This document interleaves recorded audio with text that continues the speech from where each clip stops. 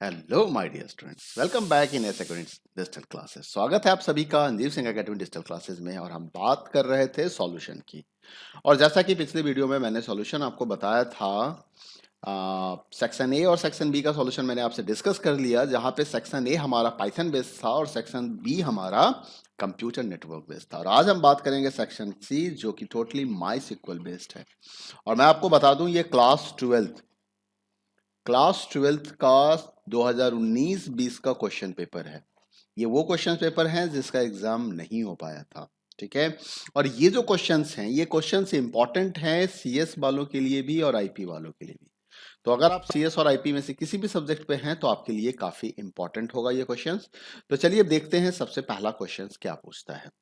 Which SQL command is used to modify the existing structure of a table? अब existing structure देखो, पहले समझना है मॉडिफाई करने के लिए हमारे पास दो कमांड है। एक कमांड जो डीएमएल कैटेगरी में आती है और एक कमांड जो डीडीएल कैटेगरी में आती है। अगर मैं डीएमएल कैटेगरी की बात करूं तो डेटा मैनिपुलेशंस के अंदर मॉडिफाई करने के लिए हमें अपडेट कमांड यूज करना होता है, याद रखिएगा इसको। ठीक है। और अगर मैं डीडीएल कमांड की बात करूं तो वहां पे मॉडिफाई करने के लिए हमें यूज करना पड़ता है ऑल्टर टेबल कमांड को। तो ऑल्टर टेबल कमांड और डीडी अपडेट कमांड दो कमांड है जहां से चेंजेस की बात आती है। ठीक है। अब इसने बात किया स्ट्रक्चर। इसने किसकी बात की? स्ट्रक्चर का मतलब हो गया जो टेबल आपने बनाया था उस टेबल के स्ट्रक्चर में मॉडिफिकेशन करना है। अपडेट रिकॉर्ड अपडेट करने के काम में आता है। तो यहां पे टेबल के स्ट्रक्चर में मॉडिफाई करने के लिए हम हमेशा डीडीएल कमांड यूज करते हैं टेबल के लिए।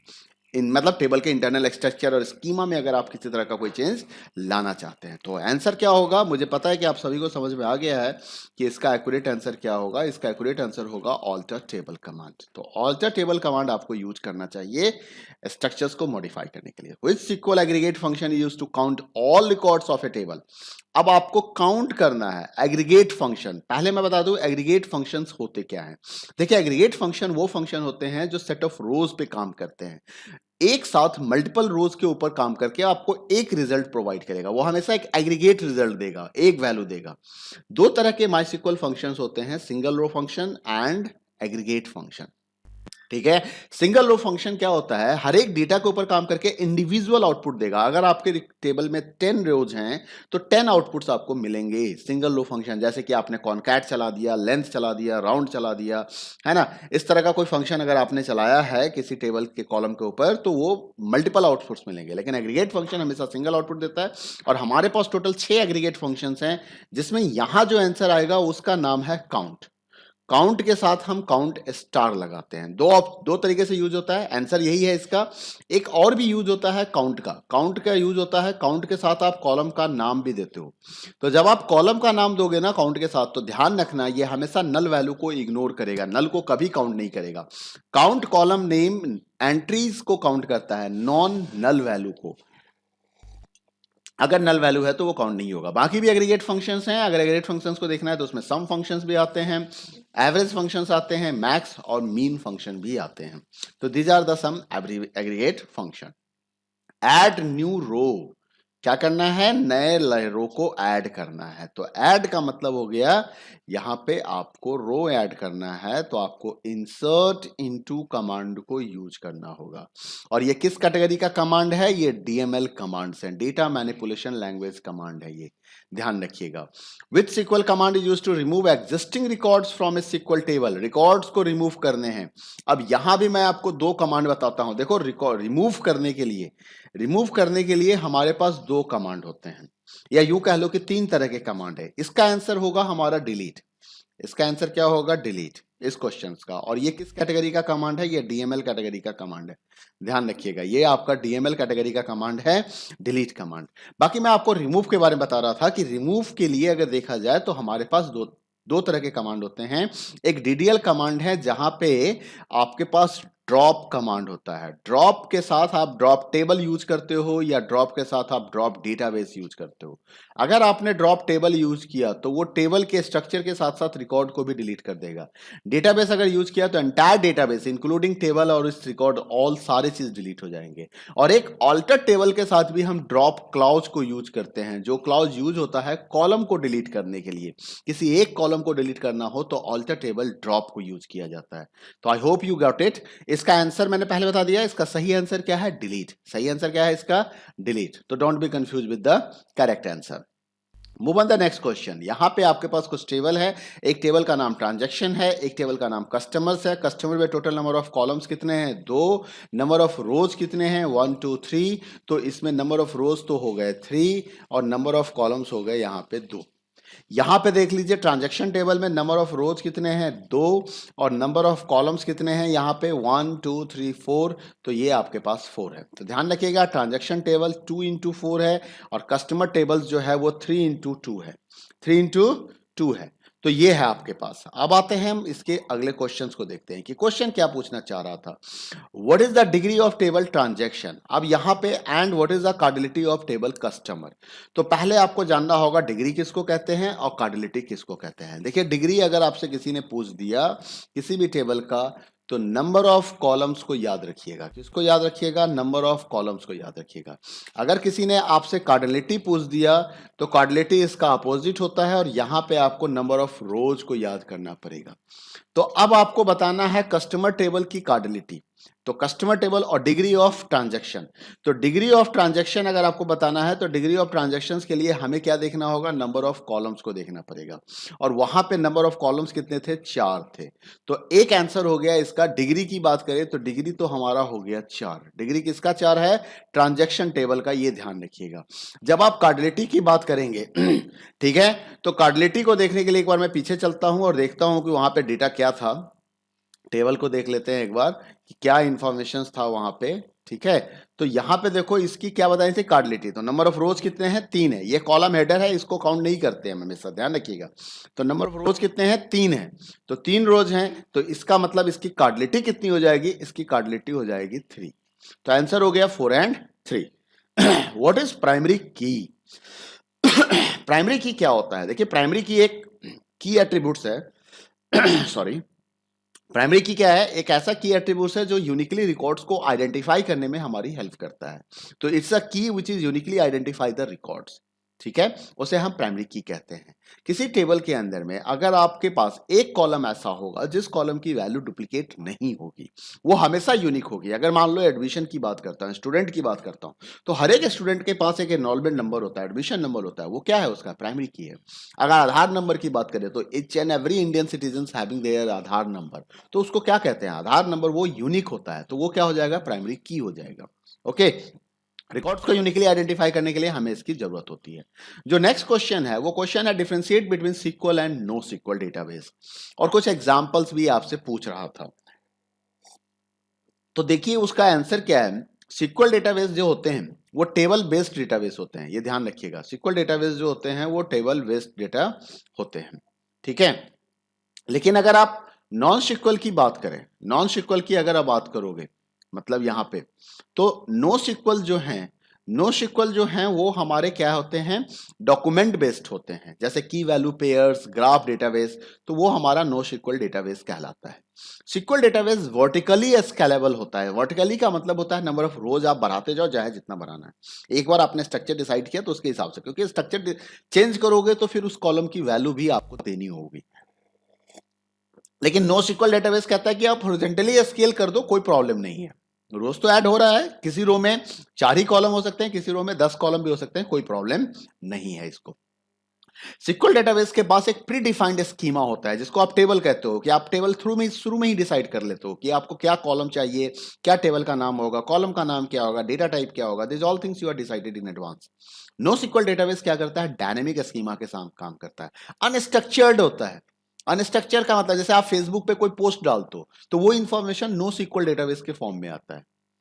वो इंफॉर्मेशन नो सीक्वल डेटाबेस की फॉर्म में, ट्विटर पे पोस्ट आ रहा है, वो क्या है? नो सीक्वल डेटाबेस होता है। तो इस चीज को ध्यान रखना है। एग्जांपल के तौर पे देख लीजिए क्या क्या है सीक्वल। सीक्वल के रूप में हमारे पास Oracle, Postgres and my sequel ठीक है, माई सिक्वल होगा, this is not Microsoft sequel, it's a wrong here, ठीक है।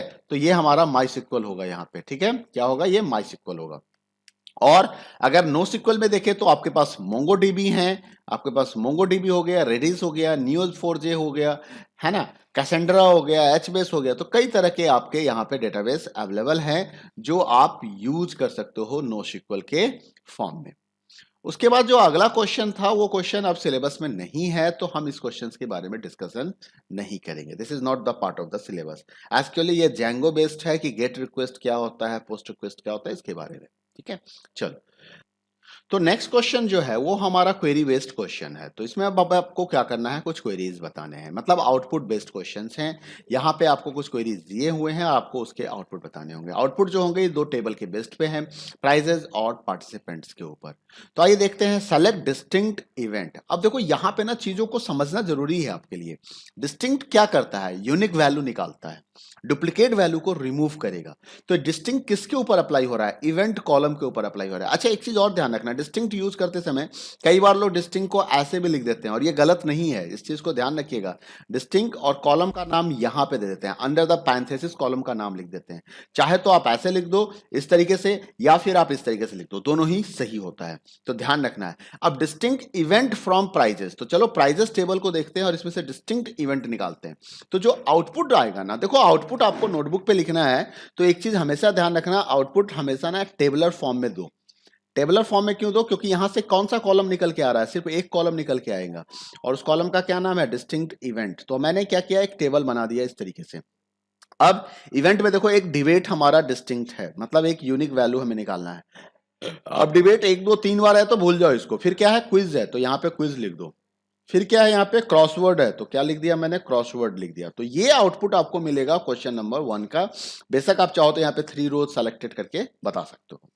नेक्स्ट क्वेश्चन जो है वो आपसे पूछ रहा है मैक्स। मैक्स क्या है, हमारा एग्रीगेट फंक्शन है। मैक्स क्या है, हमारा एग्रीगेट फंक्शन है। और एग्रीगेट फंक्शन के लिए रिकॉर्ड को ग्रुपिंग करना हो, अगर मान लो आप रिकॉर्ड्स को ग्रुप बेसिस कैटेगराइज करना चाहते हो कि all girls get collected in a one group, all boys are gets collected in another group, तो उसके लिए क्या करते हैं, हम ग्रुप बाई करते हैं। क्या करते हैं, ग्रुप बाई करते हैं, ठीक है। और उसके बाद मैक्स फंक्शन जो एग्रीगेट फंक्शन है ना, वो ग्रुप के ऊपर काम करता है। अगर आप मल्टीपल आउटपुट देखो, अगर हमने सिर्फ सेलेक्ट मैक्स लिखा ना, तो वो एक मैक्सिमम डेट ऑफ बर्थ निकाल के हमें दे देगा। लेकिन हम चाहते हैं कि ग्रुप वाइज हमें मैक्सिमम डेट ऑफ बर्थ पता चले, हर एक इवेंट्स का हमें मैक्सिमम डेट ऑफ बर्थ पता चले।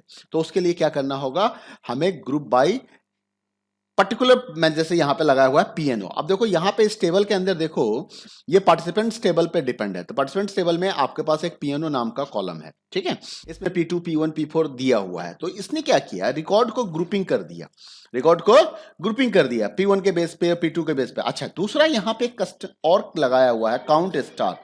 अभी मैंने आपको बताया था काउंट स्टार का क्या यूज होता है, नंबर ऑफ रोज काउंट करता है। तो कहता है ये उस ग्रुप का मैक्सिमम डीओबी और पीएनओ बताओ, उस ग्रुप का मुझे मैक्सिमम डीओबी पीएनओ बताओ जिस ग्रुप के अंदर में एटलीस्ट एक से ज्यादा रिकॉर्ड हैं, एटलीस्ट एक से ज्यादा रिकॉर्ड हैं। तो आपको उसके बारे में बताना है, ठीक है। तो पहले तो हम ग्रुप डिसाइड करते हैं। मैं अलग अलग कलर से ग्रुपिंग करता हूं। पहले मैं क्या करता हूं, मैं कलर चेंज कर देता हूं पेन का, और यहां पे मैं पहला ग्रुपिंग ग्रीन कलर से करता हूं। मैं P1 वाले को ग्रुप कर लेता हूं। P1 में हमारा ये 2 आएगा, ठीक है, यही दोनों कॉलम का इंफॉर्मेशन आ रहा है। P1 हमारे पास अकेला है, तो P1 क्या हो गया, ऑटोमेटिकली आउट ऑफ बॉक्स हो गया। क्यों आउट ऑफ बॉक्स हो गया, क्योंकि भैया इसने तो पहला कंडीशन ये लगा दिया ना कि भाई ग्रेटर देन 1 होना चाहिए, तो एक ही रिकॉर्ड है P1 में, तो भूल जाओ इसको। चलो अब P2 को देखते हैं, कलर चेंज कर लेता हूं, कलर चेंज करके करते हैं। P2 के लिए देखे जाए कितने रिकॉर्ड्स हैं, P2 यहां पे 1 आ गया, अगला P2 आपके पास ये आ गया, और अगला, तो 2 रिकॉर्ड्स हैं। तो आउटपुट का पैटर्न बना देते हैं। पहले मैं आउटपुट बता देता हूं कि आउटपुट आएगा कैसे, फिर हम साथ ही साथ लिखते भी जाएंगे। आउटपुट आएगा, यहां पे क्या होगा, यहां पे आपको एक लिखा हुआ होगा मैक्स डीओबी, ठीक है, और यहां पे उसके बाद एक लाइन आएगी, और लाइन के बगल में यहां पे पीएनओ लिखा हुआ रहेगा, ठीक है, कॉलम का नाम। अब मैक्स डीओबी और ये बताना है, तो P2 में आते हैं। P2 तो हमें मिल गया, तो हम P2 को यहाँ पे लिख देते हैं एक ग्रुप में। अब इस दोनों में मैक्सिमम डीओबी कौन है, तो मैक्सिमम कौन होगा, लेटेस्ट वाला होगा। तो 10, ये क्या है 12 अक्टूबर का, और ये क्या है 25 दिसंबर का है, ठीक है। तो ये क्या करेगा, आपको 25 दिसंबर निकाल के देगा। क्या निकाल के देगा, 25 दिसंबर निकाल के देगा, 25 2001। तो ये क्या किया 25, जो भी दिया हुआ आउटपुट आप उसको लिख देना 2001 12 25। उसके बाद अगला ग्रुप बनाते हैं। चलो कलम चेंज करते हैं, पेन को चेंज करते हैं पहले और अगले ग्रुप को चेक करते हैं कि अगला ग्रुप क्या बनने वाला है हमारे पास। तो जो नेक्स्ट ग्रुप बनने वाला है वो नेक्स्ट ग्रुप मान लो P2 के बाद मैंने देखा यहाँ पे P3 को देखते हैं। अच्छा P3 भी आपका आउट ऑफ बॉक्स हो गया। क्यों आउट ऑफ बॉक्स हो गया, इसको भी ध्यान रखना है कि ये आउट ऑफ बॉक्स क्यों है, क्योंकि P3 के पास भी एक ही रोज है। देखो यहाँ पे एक ही लाइन आपको दिखाई दे रहा है, एक ही रो दिख रहा है P3, तो ये भी आउट ऑफ बॉक्स है, इसको भी भूल जाइए आप। अब आइए P4 को देखते हैं। P4 कितना है, तो P4 भी हमें लगता है एक ही दिख रहा है मुझे, आप ध्यान से देखना एक ही है, तो इसको भी भूल जाओ, ये भी आउटपुट पे नहीं पार्ट आएगा।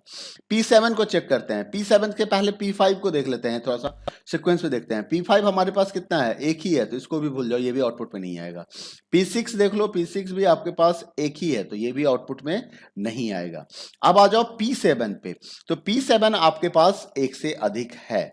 P7 आपके पास एक से अधिक है, तो कौन कौन सा है P7 में, P7 एक यहाँ पे आपको दिखा और एक P7 आपको यहाँ पे दिखा, तो दो। अब इसमें मैक्सिमम डेट ऑफ बर्थ क्या है, ये 4 अक्टूबर 2002, 4 अगस्त 2002 बता रहा है और ये 12 अक्टूबर 2002 बता रहा है। तो देखो दोनों 2002 ही है, यहाँ पे 10 है, यहाँ पे 8 है, तो यही वाला डेट आएगा। तो चलो ये वाला आउटपुट हम यहाँ पे लिख देते हैं 2002 10 12 और यहाँ पे मैंने P7 लिख दिया। इसके बाद आके अब देखते हैं कि और भी कोई आ सकता है क्या आउटपुट, तो चेक कर लेते हैं पहले। तो P8 हमारे पास कितने रोज हैं, P8 हमारे पास एक ही है, तो ये भी हमारा आउट ऑफ बॉक्स हो गया, P8 भी नहीं होगा। P9 भी अकेला है, तो ये भी आउट ऑफ बॉक्स हो गया, ये भी नहीं होगा।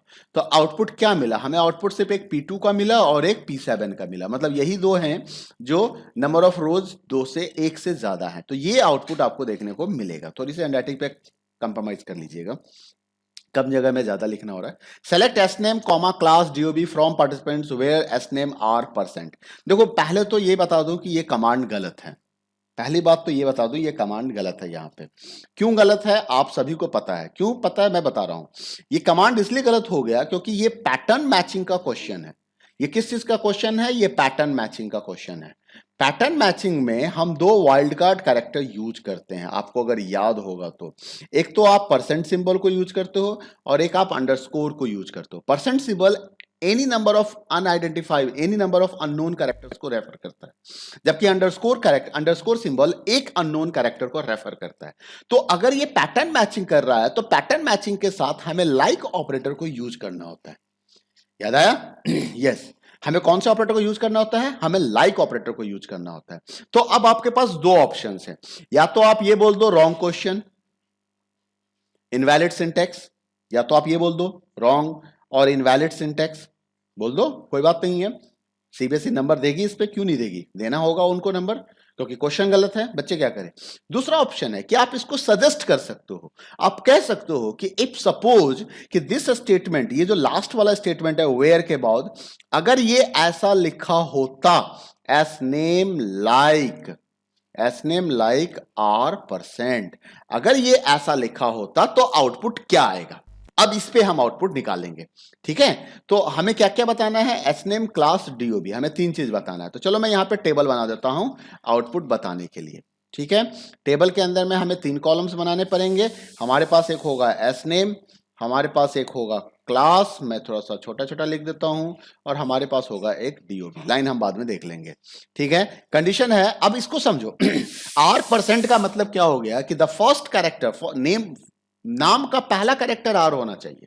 R अगर R के बाद % लगा हुआ है तो R से नाम स्टार्ट होना चाहिए। वो बच्चे का नाम बताओ जिसका नाम R से स्टार्ट हो रहा है, उसका ये डिटेल दो मुझे। तो R से स्टार्ट होने वाला एक कौन है, एक तो रोशनी दिख गई हमें, आपको भी रोशनी मिल रहा होगा, और एक आपको राहुल दिख गया, एक आपको रितेश दिख गया। तो देखो 3 बच्चे हैं यहाँ पे, ऊपर चल के देखता हूं, बस ये तो संयम है, श्रुति है, मेहर है, साक्षी है, ये सारे हट गए, आमिर, मीनाक्षी सारे हट गए। तो कौन मिला आपको, मिला रितेश, राहुल और रोशनी। तो चलो रितेश के इंफॉर्मेशन को देख लें। हमें बताना क्या था इसका, रितेश का बताना था नेम क्लास, तो क्लास क्या है 12 है, और डेट ऑफ बर्थ बताना है। तो आप यहाँ पे लिखोगे रितेश और इसका क्लास लिखोगे 12, और रितेश का डेट ऑफ बर्थ हो गया 2001 10 12, ठीक है। उसके बाद अगला रिकॉर्ड कौन आया, राहुल, तो यहाँ पे मैंने राहुल लिख दिया, राहुल का क्लास लिख दिया 10, डेट ऑफ बर्थ लिख दिया 2003 10 12, ठीक है। ये समझ गए हो गया आप। और अगला क्या आएगा, अगला आएगा आपका रोशनी, तो रोशनी को देखते हैं, तो रोशनी पे चलो, रोशनी को देखने के बाद रोशनी आ गई क्लास 10th में और इसका डेट ऑफ बर्थ हो गया 2003 11 12। तो ये रहेगा आपका फाइनल आउटपुट दिस कमांड का। कब? जब यहां पे इक्वल टू के जगह पे लाइक लिखा गया होगा तब। Getting my point? तो ये इसका सॉल्यूशन हो गया। अगला क्वेश्चन देखते हैं, अभी और भी क्वेश्चंस हैं हमारे पास। अब ये क्वेश्चन जो है आखिरी क्वेश्चन है आपके सीक्वल का। Write SQL queries for 1 to 4 which are based on the tables price and participants given in question number 4G। तो 4G क्वेश्चंस को एक बार देके आते हैं। 4G टेक्नोलॉजी की बात नहीं कर रहा हूं मैं, 4G क्वेश्चंस की बात कर रहा हूं। और इसने कौन सा टेबल बताया था? 4G में हमारे पास प्राइज और पार्टिसिपेंट्स नाम का टेबल था। Display details of all participants of class 10 और क्लास 12, मतलब आपको सारे पार्टिसिपेंट्स के डिटेल दिखाने हैं, ऑल डिटेल्स दिखाने हैं। तो ऑल डिटेल्स दिखाते ही हम यहां पे क्या लिखेंगे? Select star from participants. अगर मैं सिर्फ इतना लिख दूं तो ये कंप्लीट रिकॉर्ड दिखा देगा हमें, मतलब टेबल के अंदर जो भी है वो सारा दिखा देगा। लेकिन इसने कहा क्लास 10 और क्लास 12, तो क्लास 10 के लिए आपको यहां पे कॉलम का नाम देख लीजिए, कॉलम है क्लास, ठीक है। तो क्लास 10 और क्लास 12 कह रहा है, तो आपको यहां पे लिखना है वेयर क्लास। अब यहां पे आप चाहो तो इनको यूज कर लो, इनको यूज करके यहां पे 10 12 लगा दो, या इस वेयर के बारे में मैं आपको बता दूं कि आप इस वेयर की जगह पे आप इसको ऐसे भी, मैं सिर्फ इस वेयर को एडिट कर रहा हूं, यहां पे लिख रहा हूं, ध्यान से देखना। या आप इसको ऐसे भी लिख सकते थे कि where class is equal to 10 और और और और क्लास इज इक्वल टू 12, ठीक है। तो आप इस तरीके से भी कंडीशन लगा सकते थे, ठीक है। अगला क्वेश्चन है display the S name and class of all participants in ascending order of their S name, ठीक है, कोई प्रॉब्लम नहीं है। तो आप लिखोगे यहां पे select S name comma class, ठीक है। फ्रॉम, फ्रॉम मैं यही लिख देता हूं, उधर जगह नहीं है मेरे पास। फ्रॉम पार्टिसिपेंट्स, ठीक है, पार्टिसिपेंट्स, ठीक है। अब इसके बाद यहां तक तो बहुत अच्छा हो गया आपका क्वेरी, लेकिन इसने कहा था असेंडिंग ऑर्डर। तो असेंडिंग ऑर्डर मतलब यहां पे आपको एक क्लाउज यूज करना है, और उस क्लाउज को क्या कहते हैं हम? Order by. क्या कहते हैं हम लोग? Order by. तो आपको यूज करना पड़ेगा ऑर्डर बाय, और ऑर्डर बाय के आगे कॉलम का नाम लगाना पड़ेगा, और उस कॉलम का क्या नाम है? Order by S name. ध्यान रखना है ऑर्डर बाय हमेशा लास्ट में लगाया जाता है, ठीक है। तो ये हो गया। नेक्स्ट क्वेश्चन है display the number of participants along with their respective class of every class. Display the number of participants along with their respective class of every class. अब आपको नंबर ऑफ पार्टिसिपेंट्स बताना है class wise, class wise बताना है कि 10th class के total participants कितने हैं, 11th में कितने हैं, 12th में कितने हैं, ये काउंट करके बताना है। तो ये काउंट करके बताना है, तो यहां पे आपको यूज करना पड़ेगा ग्रुप बाय क्लाउज को। किसको यूज करना पड़ेगा? ग्रुप बाय को। तो देखो इसका जो सॉल्यूशन बनेगा वो सॉल्यूशन क्या होगा, यहां पे देखिएगा, आपको बताना है क्लास और काउंट करके बताना है। तो आप लिखोगे यहां पे select class comma count star, ठीक है, फ्रॉम पार्टिसिपेंट्स, फ्रॉम पार्टिसिपेंट्स, ठीक है। लेकिन ये काउंटिंग कैसे होगा? अब हमने एग्रीगेट फंक्शन यूज किया, काउंट स्टार यूज किया, ध्यान रखिएगा, क्लास कॉमा काउंट स्टार मैंने लिख दिया। तो अब क्या करना होगा? ग्रुपिंग करना होगा। तो यहां पे यूज करो ग्रुप बाय क्लास। क्या यूज करो? ग्रुप बाय क्लास, ठीक है। हैविंग क्लॉज यूज होता है ग्रुप के ऊपर, अगर कोई कंडीशन ग्रुप के ऊपर लगाना है, जैसे मान लो सिर्फ क्लास 10 का रिकॉर्ड चाहिए था, तो यहां पे मैं लिख दूंगा having class is equal to 10, having class equal to 11, having class equal to 12। तो क्या होगा ऐसे केस में? अभी क्या करेगा ये, आपको जब आउटपुट देगा तो 10 और 10 में टोटल बच्चे कितने हैं, 11 में बच्चे कितने हैं, 12 में कितने बच्चे हैं, ये काउंट करके बता देगा यहाँ पे, ठीक है। ये वैल्यू आ जाएगा इस जगह पे। लेकिन अगर आपने हैविंग लगा देते यहाँ पे हैविंग क्लास इक्वल टू 10, तो सिर्फ 10 वाला इंफॉर्मेशन आता, सिर्फ 11 वाला आता, ठीक है।